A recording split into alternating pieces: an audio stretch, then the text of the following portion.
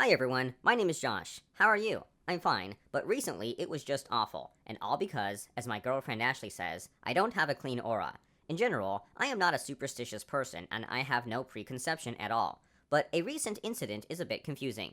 Well, okay, I won't delay for a long time. Now I'll tell you everything. And while you put likes, subscribe to the channel, and yes, don't forget to write in the comments, did you have this and do you believe in karma? My girlfriend Ash and I have been dating for almost a year. We went to school together before, then she went to another school, but our relationship only got stronger. We are different in terms of, I'm more of a realist or something, but she believes in energy, in the power of the universe, in karma and reincarnation after death. Well, like that. No, different points of view do not prevent us from meeting. It's even funny. But oddly enough, Ash has never had any phobias, although everyone has them. Yes, even take spiders, for example. She believes that these are just the same living creatures as we humans. There's nothing to be afraid of. All the more so because the spiders are small, and we are like that, she always said. I adored her for that. But I don't have too much to do with my fears. I've always been afraid of confined spaces. Ash knows that I should never be left alone in small and especially dark rooms, and if that happens, only she can calm me down. She immediately hugs me, kisses me, and I calm down. For those who don't know, this fear is called claustrophobia. I've had it ever since my sister snapped at me and locked me in the closet for a few hours. My parents found me, and I couldn't get out all the time. Since then, I've had this kind of fear. And although Ashley tried many times to change my mind and attitude to the problem, nothing happened. I did not even want to think about and remember that incident. So one day, Ash and I decided to go to another city together for a weekend. We planned to visit Ash's sister, stay with her for a couple of days, and return home. Ash's sister was a homemaker, but her husband worked for a good real estate firm. His office was located almost in the center of the city in a high-rise building, and there was a restaurant on the top floor, which wasn't cheap, but when we arrived, Ash's sister and her husband invited us there to meet them. It was nice. We all stopped at their house, changed our clothes, took a dip from the road, and went to get ready for dinner. I put on my only suit, and Ash's sister gave me a gorgeous evening dress. And so beautiful we went to dinner. Everyone's mood was high, and I had already made up jokes in my head to make everyone laugh. As soon as we entered the restaurant, I saw the elevator and felt uneasy. Ashley noticed how nervous I was and took my hand gently, and I tensed a little, but then calmed down. We somehow took the elevator to the restaurant, and I took us a table by the window. The view was amazing. While the girls were looking at the menu, I went to the bathroom, and you have no idea who I met on the way. My sister Gina. She's my twin, but unlike the other twins, we don't communicate at all. We had a lot of disagreements and quarrels, but her imprint in the form of my acquired phobia was remembered for life. So as soon as we had a chance to choose, we chose different roads and tried to take turns coming to my parents' house. And now, after all these years, I meet her in a strange city in a skyscraper restaurant.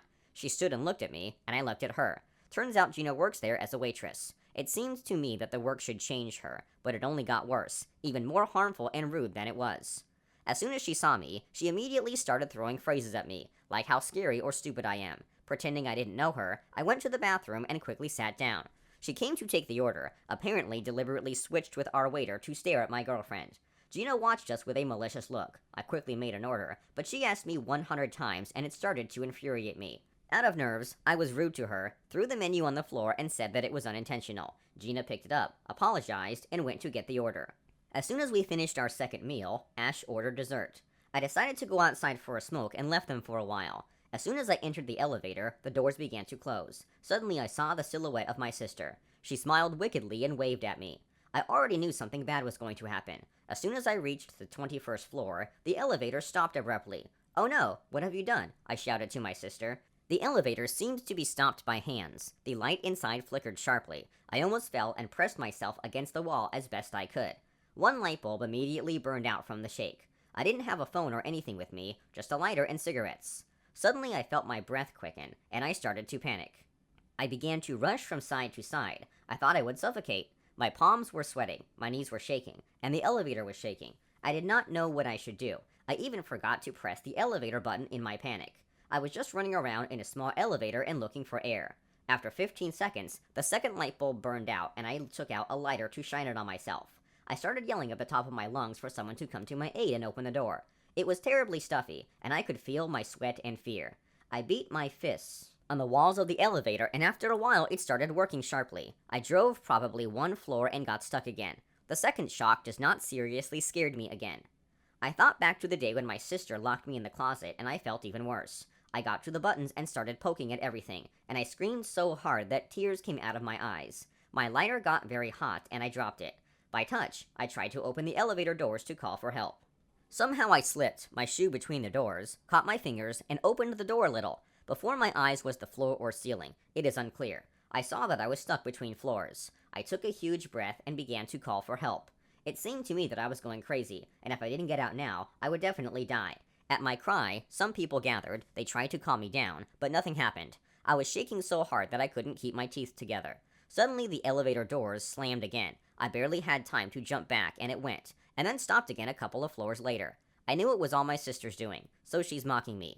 I started kicking the elevator and shouting for help with the last of my strength. I was so caught up in the screams that I didn't notice Ashley running up to me, and she started hugging and kissing me. I opened my eyes and realized that the elevator doors were open, and I arrived on the first floor unharmed. Ashley, her sister, and her husband helped me up. I looked like I had been through a war. I was covered in tears, drooling, and red. I left a great impression of myself at a meeting with the girl's sister.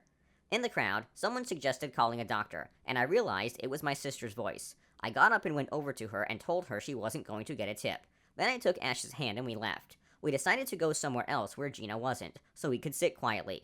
On the way, I told her about my phobia and my sister, to which Ashley said that she would always be there to monitor my condition. When we returned to our apartment, I found a letter on the doorstep. It was written by my sister. It was strange, but she apologized for making fun of me as a child and in a restaurant. She said that she was embarrassed in front of my girlfriend and that she did not know what state she had brought me to. Jean never promised to interfere in my life again unless I asked her to. Ashley insists that I forgive her and invite her to our home. She thinks it's a great reason to reconcile and get rid of internal fears, but I'm still thinking whether it's worth it. What do you think, friends?